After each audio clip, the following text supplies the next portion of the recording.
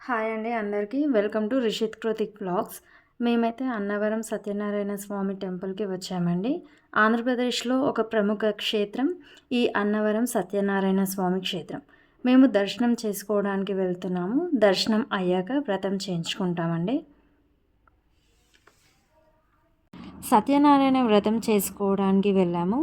అక్కడే పసుపు, కుంకుమ, అక్షింతలు, పువ్వులు, టెంకాయలు అన్నీ రెడీగా పెట్టాము.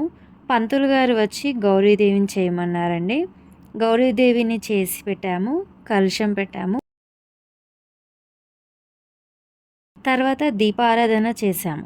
పంతులు గారు గణపతి నవగ్రహ పూజ చేశాక సత్యనారాయణ స్వామి పూజ స్టార్ట్ చేశారు.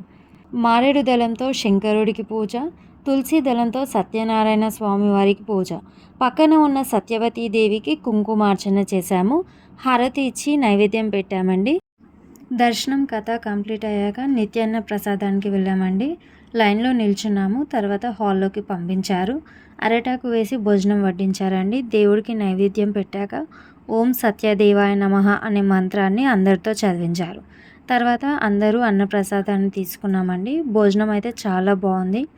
మా బాబు పులిహోర చాలా బాగుందని మళ్ళీ అడిగితే వడ్డించారు. ఇక్కడ భోజనం చేయడం మా అదృష్టం. Please subscribe.